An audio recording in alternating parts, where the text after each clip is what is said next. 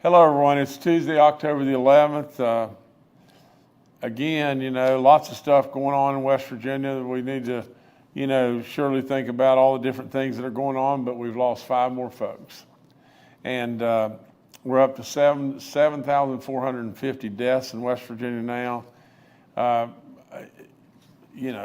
say it over and over and over, no matter where I go, the same thing. It's just, this is tragic beyond all comparison. We're getting through it. I urge you absolutely to get your vaccinations and your booster shots for sure. But I ask you over and over, and I mean this, please, please call these folks. If you know them or go see them, reach out a hand of kindness. Please let them know that they're not alone. And if you don't know them at all, at least send your prayers up. Some way, somehow, they'll know. The 7,446th death in West Virginia is a 57-year-old male from Wood County. The 7,447th death, a 90-year-old female from Wayne County. The 7,448th death, a 79-year-old female from Fayette County. The 7,449th death, an 83-year-old female from Lincoln County. The 7,450th death in West Virginia is an 84-year-old female from Kanawha County. Sometimes over the weekend we don't pick up and don't have the reporting come in and everything on all the folks we've lost. But this is an additional 5 wonderful West Virginians that we've lost. Please keep them in your prayers. Condolences also go up to a great lady that worked as our Inspector General in DHHR. She worked with us a long time. Her career began in 1992. She served in all kinds of managerial roles and until she was appointed to our Inspector General. Without any question, a true public servant with a lot of knowledge. Always came to work with a great big smile.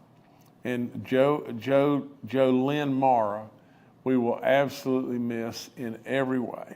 There's no question that the folks in DHHR, headed up by Secretary Crouch, are taking this, in a really tough way because, she's been with us so long. But Jolene and all of her loved ones, please, please, please know that we appreciate, we won't forget, and I know Secretary Crouch is out of town this week and won't be with us on the briefing, but if I could speak for all those folks at DHHR, thank you for all the years of incredible work. And like I said, we just hate this in a terrible way. We have another death to report. Correctional officer Sean Poling, was tragically killed in an automobile accident. Young man, and he worked with us for 6.5 years. I'm sure Sean's done some great work. Kathy and I offer up all of our condolences for Jolene Mara and or maybe I'm mispronouncing it. It could be Mara. But and Sean Poling, these are great people, and they'll surely be missed. This was an automobile accident and everything with a single car accident, and we don't really know exactly what happened, but it's tragic. It doesn't really matter what happened. From the standpoint of our numbers, we have active cases of 833, new positive cases of 795. The daily positivity rate is at 7.73, cumulative rate at 8.56. We have almost 595,000 people that have recovered in the state of West Virginia from COVID. 184 that are hospitalized, 31 in the ICU units, 13 on ventilators.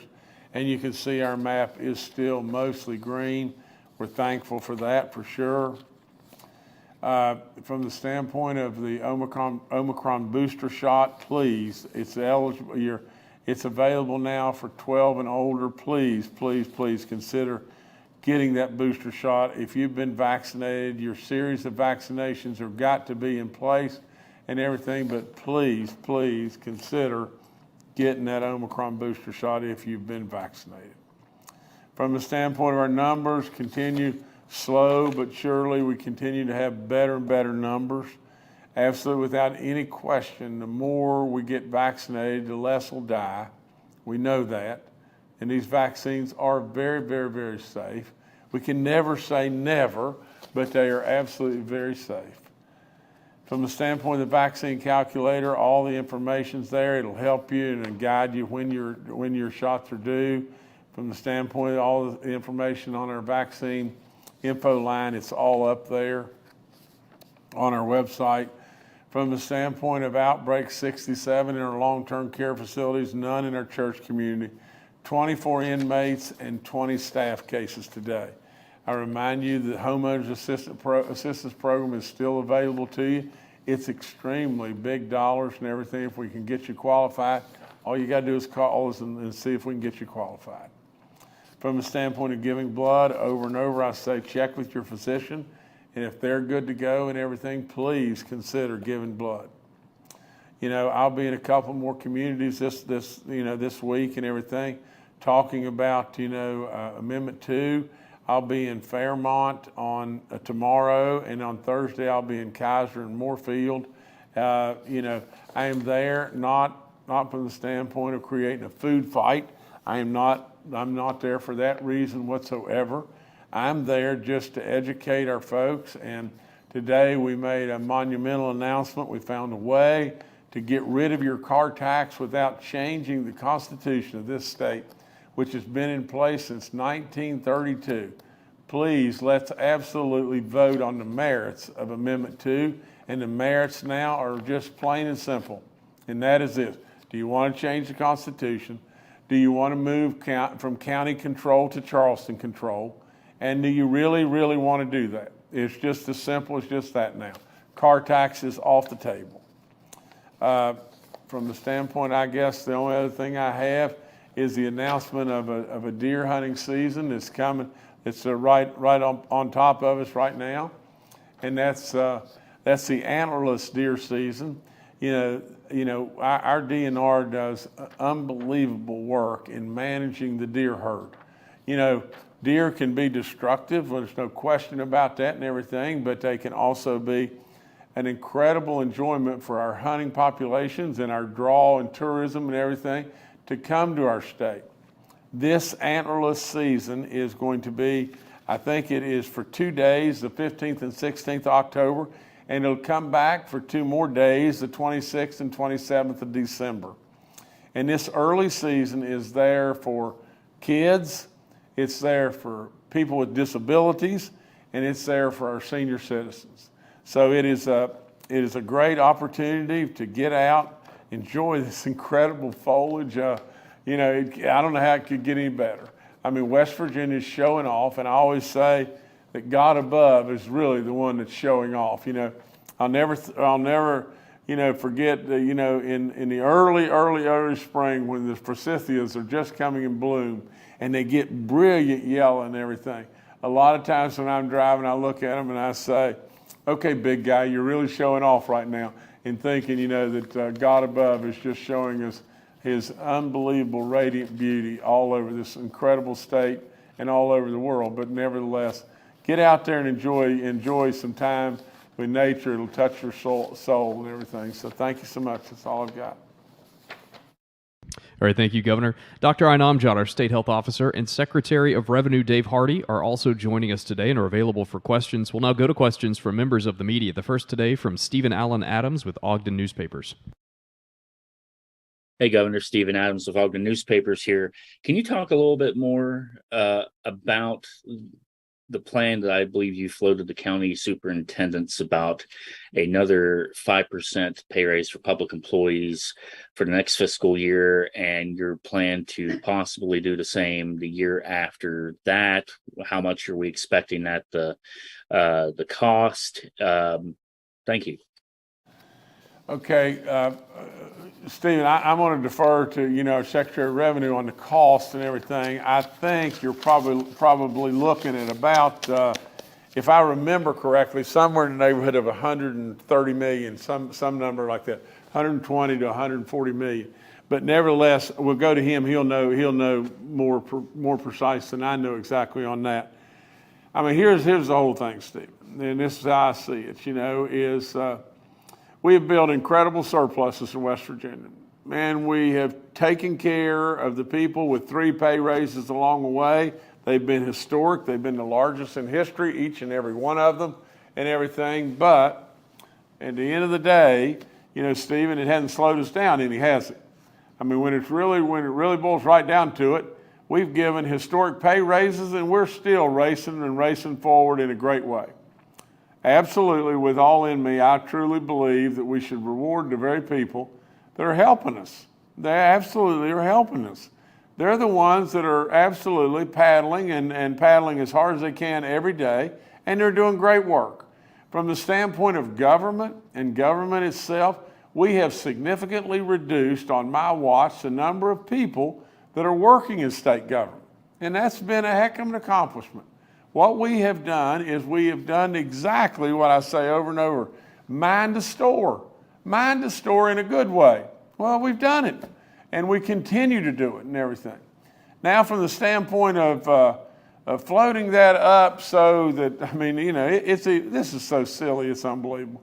I mean, this is preposterous, but when I was meeting with the superintendents and everything, I talked about PEIA, and I talked about from the standpoint of the need of trying to some way, somehow, keep PEIA funded properly and everything. It's really difficult, really difficult to find a mechanism that is a guaranteed mechanism going forward and everything. And we've had task force, and we've worked on it a whole bunch. It's really hard. But what we've done along the way, is a couple of years back, we put, well over $100 million in PEI just to prop up the funding. And we may very well be in a situation to where we've got to, again, and there's numbers floating around anywhere from 40 to 60 million to 92 million to maybe even a little over 100. But we may very well have to prop that back up as well going forward. But I don't think it'll slow us down. And absolutely, Stephen, I really believe we can do it. But when I mentioned that at the superintendent's meeting, we walked out of there and everything. I felt like superintendents should know that. But from the standpoint of running to the media and saying, Jim didn't do that, did he? And absolutely, with all in me, it's almost comical. It's almost comical when other political leaders said, oh yeah, I'd do that too.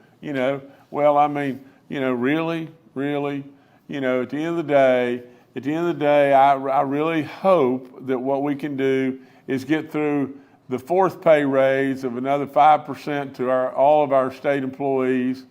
And then before I go out the door, if we continue to stay on a good path and we continue to do well in the state of West Virginia, I'd like to do the 5th.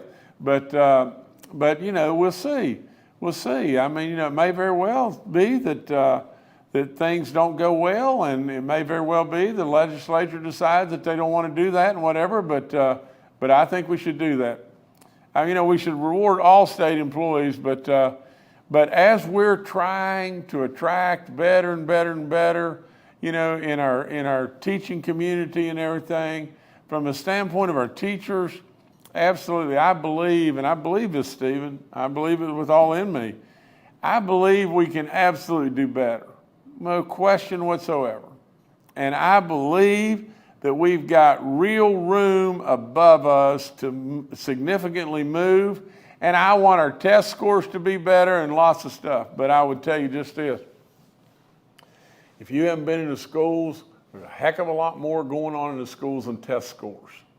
And there's a heck of a lot of good going on in our schools. Absolutely, I would bet you just about everything I own in the world, for the most part, the majority of their kids love their teachers. Well, they love their teachers for a reason. The teachers are loving those kids. And absolutely, I'll bet you with all in me that communities love their school. The majority of the community takes a lot of pride and loves their school. Well, they wouldn't do that, Stephen, if we had it all wrong. And absolutely, we got a lot of good going on. A lot of good going on, and those folks work really hard, and I want to try to help them. That's all there is to it. Now, from the standpoint of the other thing is, we got 3,000 families from the Hope Scholarship that are standing on the sidelines right now, and we need that resolved. I mean, that's all there is to it, because they need to have choice. Now, I really am a real believer. We don't need to pull those dollars necessarily out of public funds.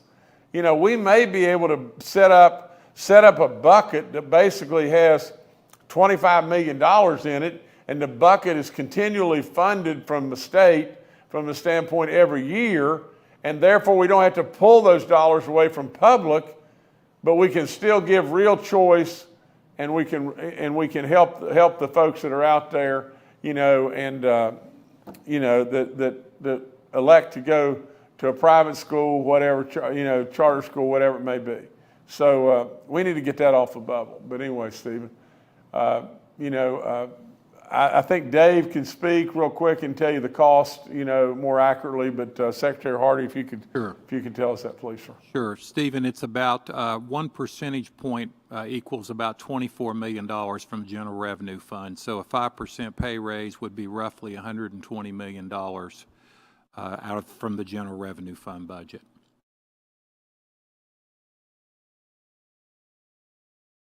All right, thanks, Stephen. Next to Mark Curtis with Nexstar Media. Good afternoon, Governor and fellow reporters.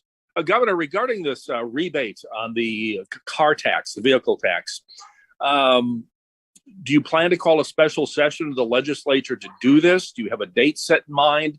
Would it be before or after the election? And you floated this idea for some time that you might have some type of rebate, and there are critics already concerned that this is going to create a paperwork nightmare, that people will pay their taxes, have to fill out a form to get the rebate, and this will put an undue burden on the tax department to get checks back to people that maybe they shouldn't have had a right in the first place. So if you could address, again, the timing of the special session and the issue of the workload it might create. Mark, I really believe it's going to be difficult to do before the election, but we could drop it in between, you know, when we come back, you know, for a regular session and after the election. I think that's going to be a little difficult, you know, to do from that standpoint. From the standpoint of the difficulty, for, you know, with our tax department, you know, the tax department was heavily involved in creating this system for us. I mean, for crying out loud, you know, I don't know why in the world they would be heavily involved in creating this system and then say, oh gosh, this is going to cause undue problems for them in every way. I think that's a little much. But you know, people that are coming up with an excuse or bush to hide behind or whatever like that, you know, more power to them. But all I'm trying to do is take an issue off the table, get money back to our people and everything, our hardworking folks. From the standpoint of the taxpayer, you know, having to take some extra time to fill something out or whatever like that, I think we can figure that out. I think we can find a way to do something, you know, that's going to benefit us from the standpoint of not having to pay our car taxes. We'll figure that out on how to do that. But maybe, you know, Secretary Hardy, if you got anything to say on that. Sure do. But Mark, I've talked extensively to our tax commissioner, Commissioner Matt Irby, and we are ready, willing, and able, and tax is ready and has the technology available to get a rebate program up and running pretty quickly.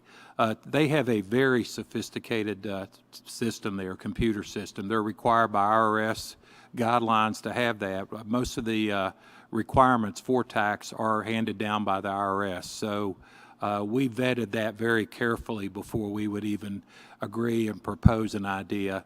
And it will be an online application, or perhaps you can do it by paper. Either way, it will be a very simple application, probably take 5 to 10 minutes to fill out, and tax is very well equipped to return money to the public. That's what they do every day. Come back to me if I could just say one other thing, and it's just as simple as this. This is a way of getting money to the taxpayers without taking it from the counties. I mean, that's all there is to it. It's just as simple as that. We won't have to take money from the counties, and absolutely we'll be able to get the money back to the taxpayers and take care of this issue and get it off the table. All right, thanks, Mark. Next to Charles Young with WV News. Hi, this is Charles Young with WV News. Just to follow up on Mark's question, Governor, have you talked with the legislative leadership about this act? You'd need their support to pass this. Have you spoken to them about it? Thank you. I have not, Charles. You know, from the standpoint we've been so round and round, and I defer to Chairman Householder. You know, how many times have we offered compromise, stalemate, stonewall, block? You see, because Charles, the car tax has never really been the issue. I have said over and over that I would be all for getting rid of the car tax. Then I really think what we need to do is we need to get on a pathway of trying to get rid of our personal income tax. I'm not putting words in his mouth, but I think Chairman Householder believes exactly the same thing. You know, from the standpoint of getting rid of the car tax and everything, we've got the money to be able to do it. Let's do it. Let's just do it. For God's sakes, what in the world is wrong with us, especially as Republicans? What in the world is wrong with us? We have got absolutely people out there that are hurting with inflation, eating them alive. We got to help those folks.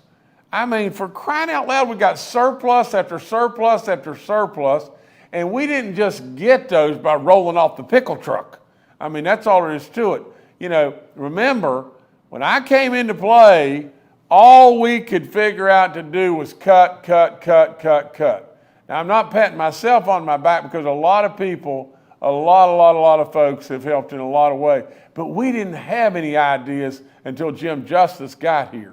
And now all of a sudden we're off and going like a blooming rocket ship. And Jim Justice is telling you, absolutely, we need to get money back to our folks, the workers of the state of West Virginia. Not only will it help in every way help them, they'll spend those dollars. And when they spend those dollars, the multiplier effect of those dollars creates our own in-house stimulus package. I just don't get it. I don't know how in the world Republicans have been offered a 10% tax cut to all people. Boom, do it tomorrow. We've got the surpluses and everything. Do it tomorrow. And we shut the whole world down, didn't we? And the reason we shut the whole world down didn't have anything to do with the car tax. It had everything to do with the machinery and inventory tax, and they had to have all the money to be able to do it.